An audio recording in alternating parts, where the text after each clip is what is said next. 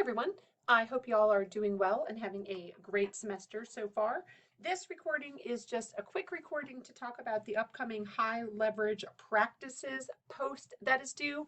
This will be, you'll post into the discussion board, okay? So all you're going to do, and you've probably heard of the high leverage practices before, if you've taken, some of our other special ed courses, you hopefully have heard of these before, HLPs or high leverage practices. And it's okay that you've heard about them before, right? They're very important. They're very useful and beneficial to people who might end up in a special ed classroom. But they're also beneficial if you're going to end up in a gen ed classroom, right? So good instruction is good instruction. And these high leverage practices are evidence-based practices that have a lot of research support behind them. So even if you don't end up as a special ed teacher, think about how you can use some of these practices in a gen ed classroom, regardless of the grade level or the content area or whatever. You can use these high leverage practices. Okay, so all you're going to do, you'll read the high leverage practices handout on Blackboard, which is right here, and I'll show you in just one second, and choose 2 practices upon which to reflect. You will name the practices, summarize each practice. So you're going to give me the name and the number, and I'll show you that in just one second. Summarize each practice and discuss how the practices could be used in a variety of classrooms to reach students with and without disabilities, as I just mentioned. Think about how these high leverage practices tie in. Remember that article, that principles of effective instruction that you all looked at in module 1. So think about how these HLPs tie in with those principles of effective instruction. Okay, so again, you will just open this document and then you will go under the tabs on Blackboard. If you click on discussions, you'll see it right here, high leverage practices, and you'll just make your post right here. Here are the directions as well. Again, you'll choose 2 practices, name the practices and number, summarize them, discuss how they could be used in a variety of classrooms to reach students with and without disabilities. All right, so that is again under the discussion board tab. Hold on, let me try to, there you go. Under the discussion board tab, okay? And then this assignment is under the content tab, and you will see the high leverage practices in special ed. So you'll just click right here, open it up. Let me shift the screen a little bit. Okay, so it's just high leverage practices in special education. In special education, there are 22 total practices in the areas of collaboration. Okay, in collaboration, there's 1, 2, 3.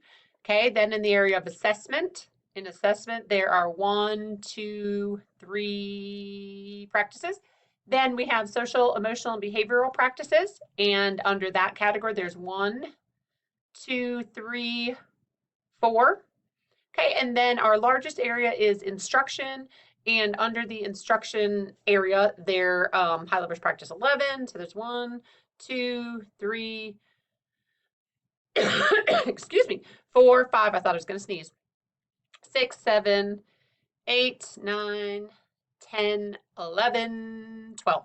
Okay, so there are, again, high leverage practices in instruction, the instruction domain, in still in instruction, in the social, emotional, behavioral practices domain, in the assessment domain, and then also in the collaboration domain. Okay, so here's the document. So you will just choose 2 practices and you will give me the name and the number and the name. Okay, so you would say, oh, my first practice is HLP number 1, collaborate with professionals to increase student success. Okay, then what you're going to do is summarize the, hold on, let me move it again just a little bit. Hold on, sometimes it takes a second.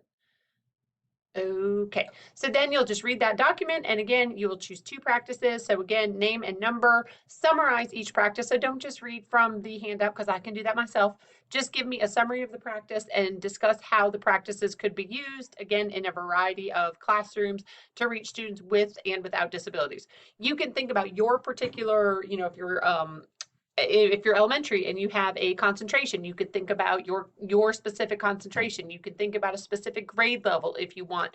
If you're out doing some field hours right now, you can think about those settings or those classrooms, or you can just be more generic, okay? So just tell me how the practices could be used. How would you use them when you are out in your classrooms.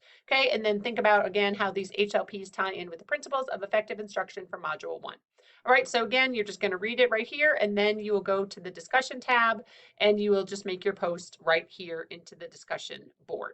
All right, so that's coming up, and then we also, looking forward, we will have a quiz for chapter 6, 7, and 8 due in the upcoming weeks, and then also your second instructional activity will be due as well.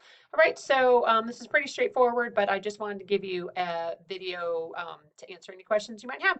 All right, I will talk to y'all later.